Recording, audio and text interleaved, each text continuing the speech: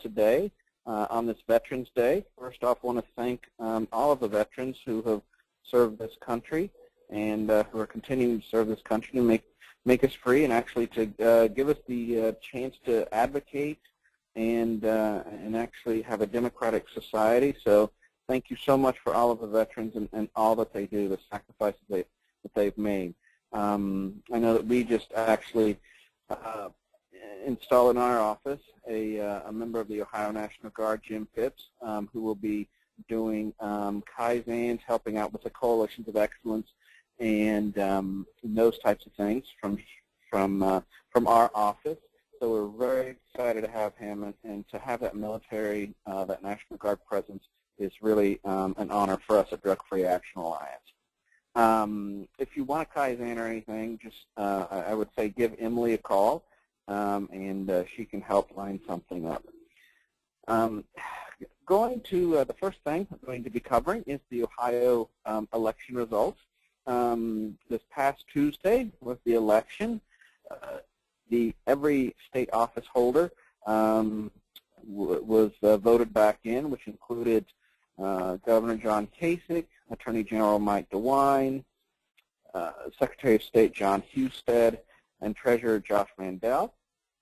So we continue to have those folks in office for another 4 years. The Ohio House race, the Republicans continue to hold a majority in the Ohio House. They have 65 Republicans and 34 Democrats. It actually is the largest difference between Republicans and Democrats since 1967. So the Republicans gained some seats and have quite a large majority. In fact, only one from a supermajority. The Ohio Senate, they held basically firm along party lines. There's still 23 Republicans in the Ohio Senate and 10 Democrats. And this is unchanged, which means this is still a supermajority. And when I talk about a supermajority, what that means is basically a simple majority is needed to vote a bill in or out of committee, in or out of session, Senate or House session. But a supermajority can actually take and put ballot initiatives on for the Ohio Constitution. They can impeach a governor. They can, there's quite a few things that they can do, but they only have that in the Senate right now. But that is something that you might want to think about and know about as we carry onwards. So, there's a large Republican contingent across the state that is leading Ohio. The Democrat chair, Chris Redfern, he resigned from his post the night of the election, and actually was also beaten in his re-election bid, which was a surprise. And so he has announced he's going to leave politics and run a bed and breakfast. So that is his future. They do not know who the new Democrat Party chairperson is.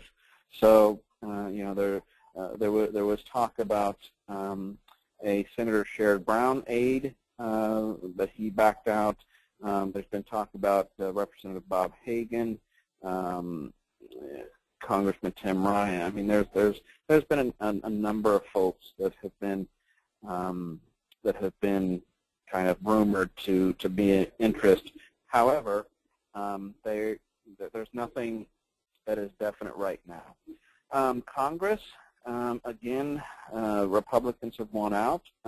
They already controlled the House and continue to hold the House, 247 seats to 188.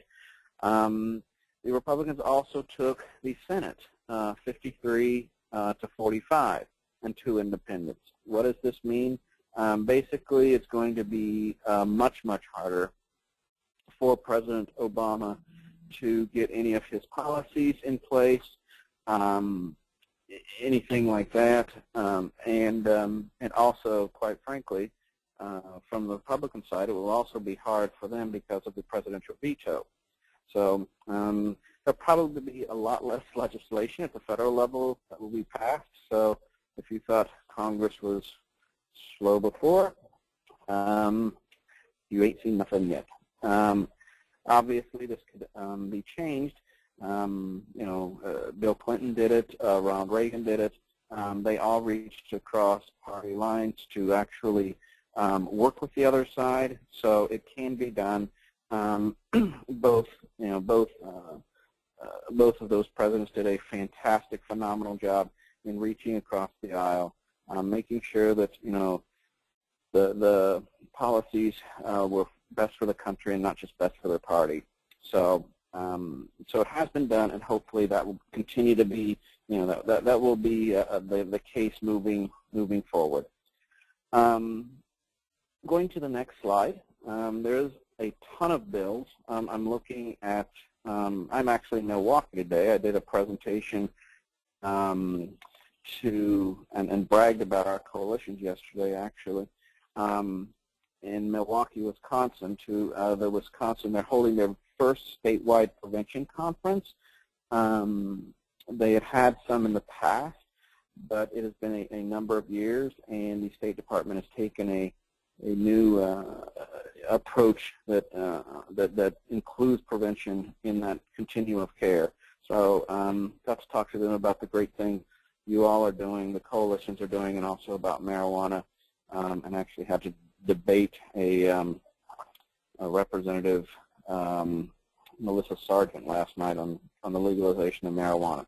So, but from the Statehouse update, there are just a ton of bills, and I think I have 6 pages that are actually getting hearings today, or actually for Wednesday. We'll go through. I'll just go through the ones that really I think could pertain to what we do in our work. The Education Committee, House Bill 609, Suicide Prevention, Representative Marlene Anielski and Stephanie Coonsey introduced this bill. Basically, they would like to create a mandate that colleges have to provide some kind of suicide prevention program.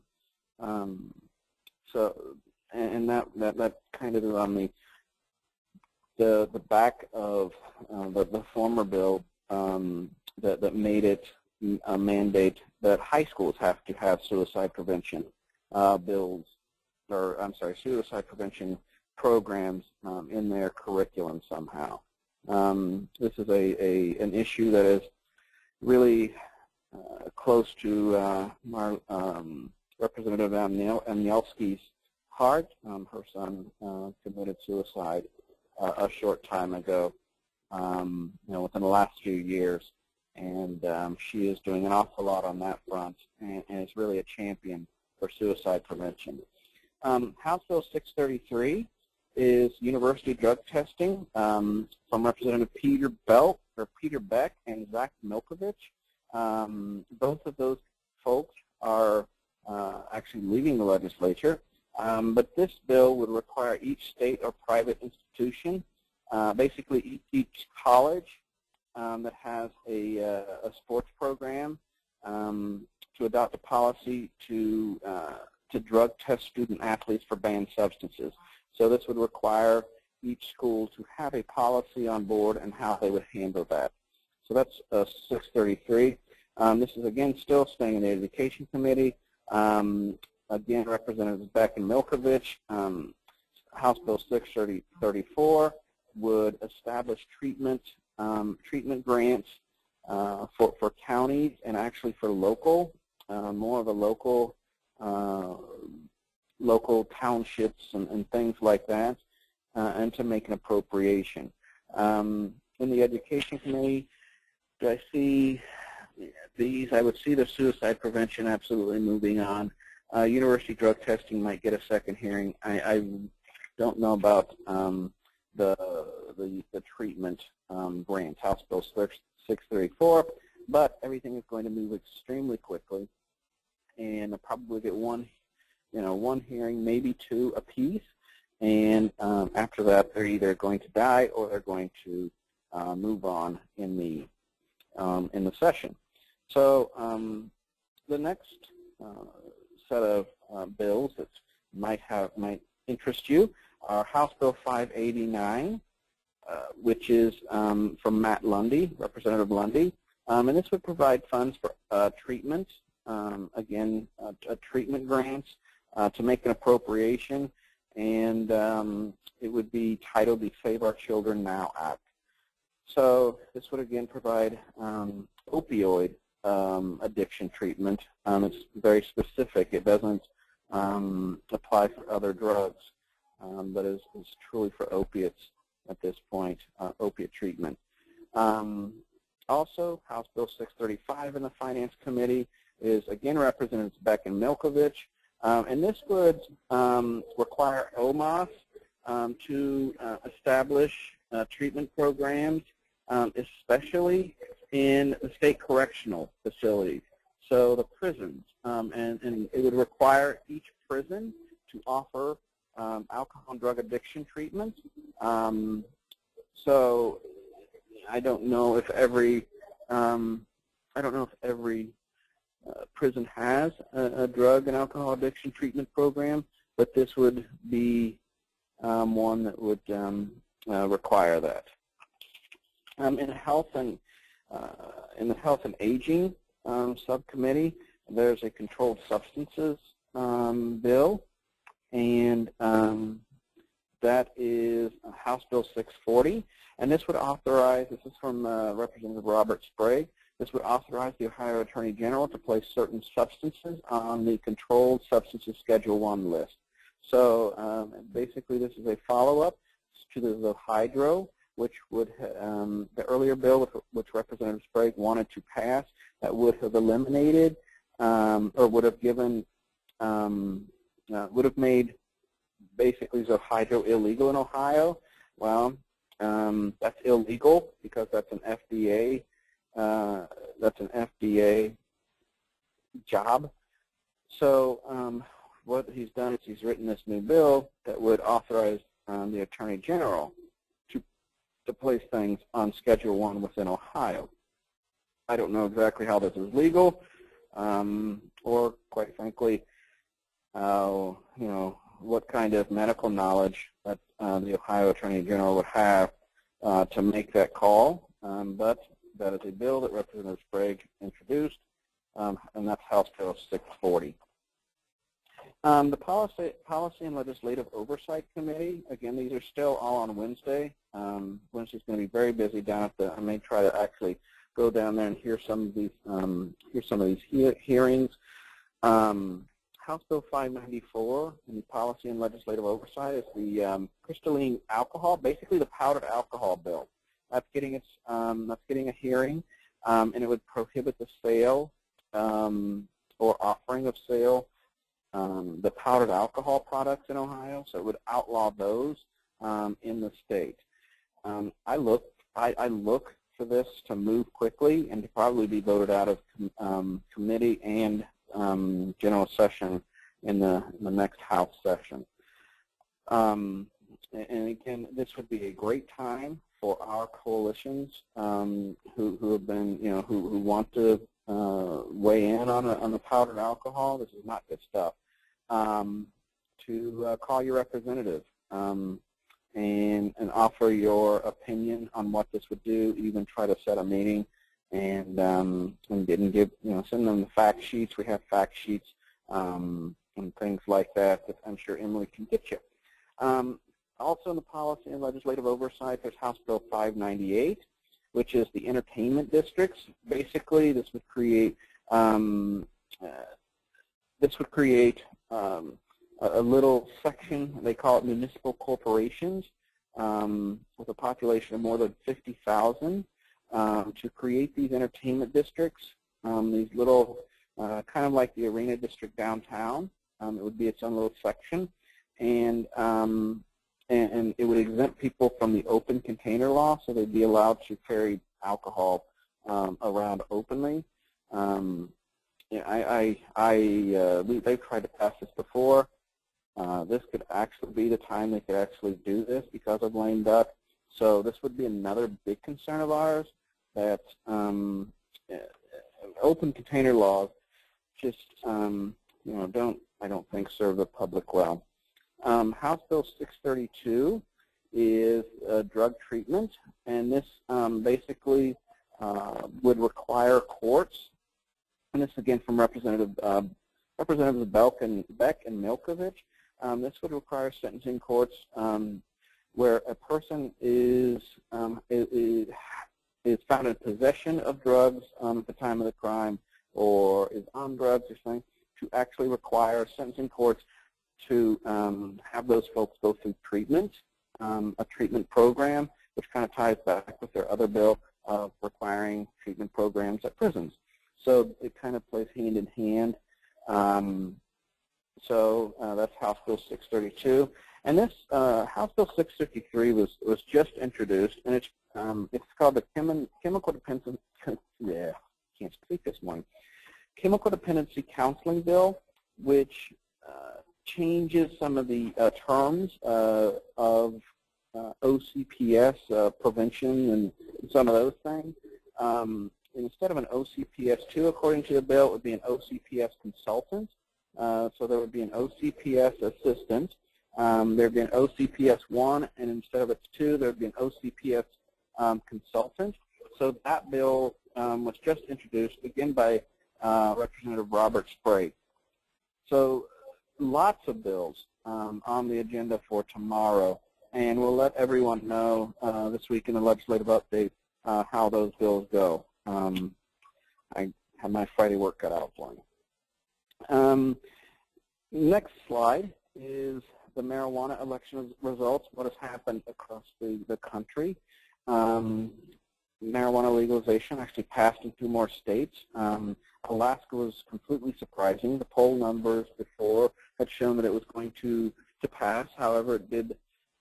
It showed it was not going to pass, and it did pass 52-48 in Alaska. They don't have rules for that yet. They're going to let a marijuana control board in the Alaska Department of Commerce handle those rules. Oregon actually passed their legalization. They would have a half pound, which is an enormous amount of marijuana, and 4 plants that would be legal in the state of Oregon. D.C., there's a soft legalization. There's no legal stores. The interesting part about D.C. is that much of D.C. is controlled by Congress.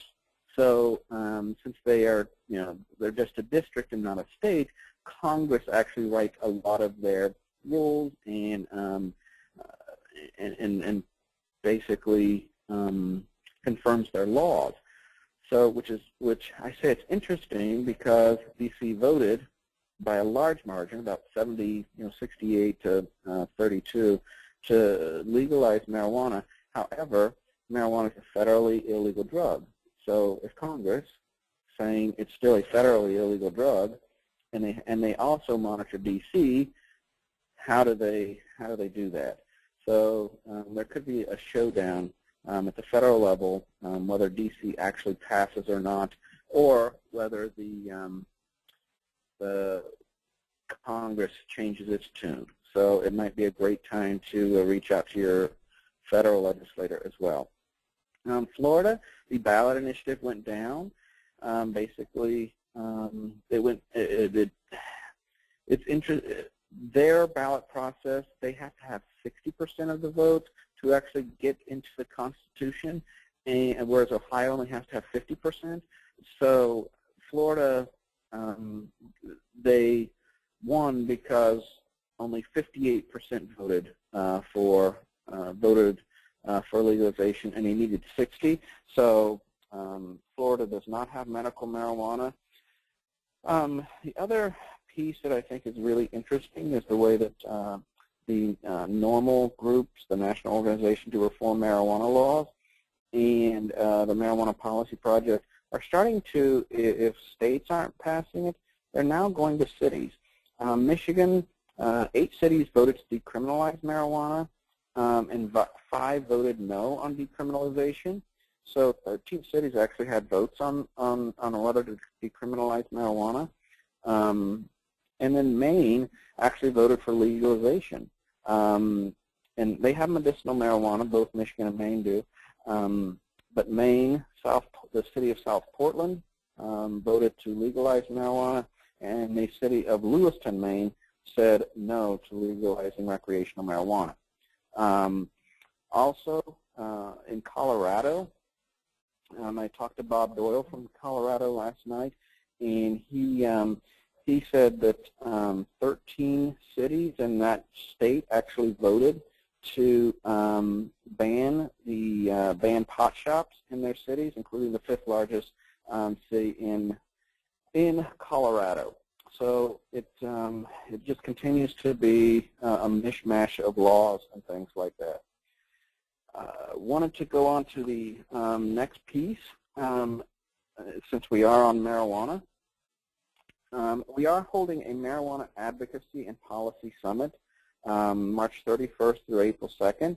March 31st is going to be a pre-conference day for law enforcement.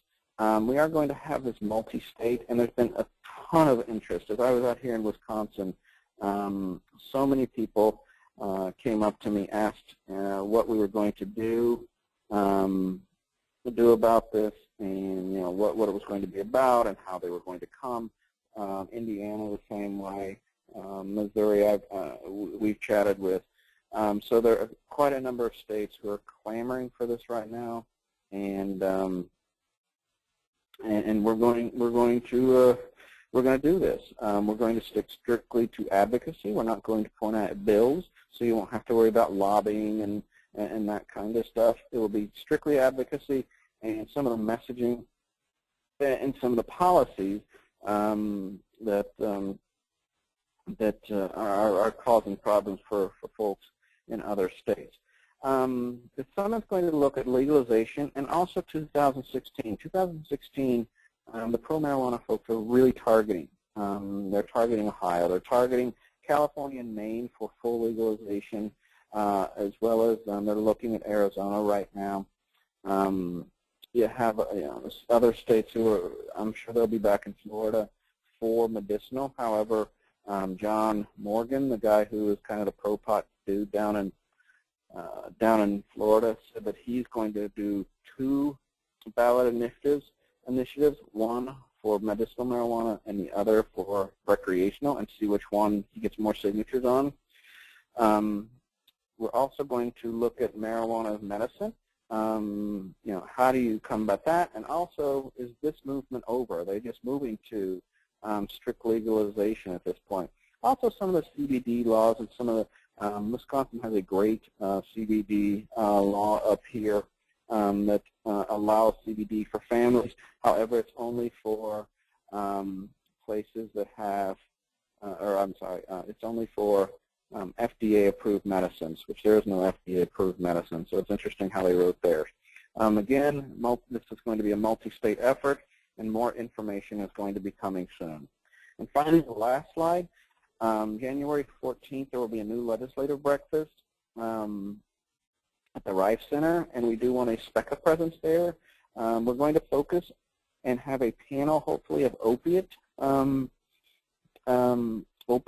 speakers, since that seems to be a hot topic. We will also incorporate some of the other topics. We will talk a little bit about marijuana. We will talk a little bit about alcohol. So there will be other substance abuse issues.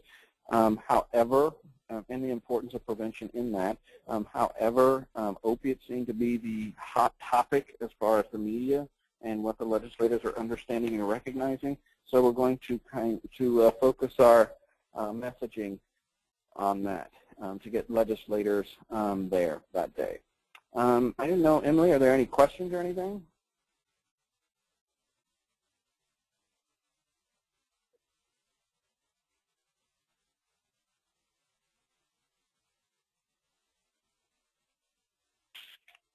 Well, I didn't hear any questions, so hope that Hope that you are having a good Veterans Day. It's rainy up here in Wisconsin, but I'm sure it's just doing wonderful down in Ohio. So I am really, really happy with the work. I mean, coming here to Wisconsin, it shows what a great system we have in Ohio, what wonderful coalitions. They are now just getting started on advocacy work up here and trying to stick their toe in the water. So we really are, Ohio is really far ahead of a lot of the country in the efforts and what coalitions are doing. So my hat goes off to everybody who is doing the hard work, the thankless work, and really making a difference. You are far and above, just light years ahead of a lot of states. So thank you so much for all that you do. And with that, hope everybody has a great Veterans Day. Thank you.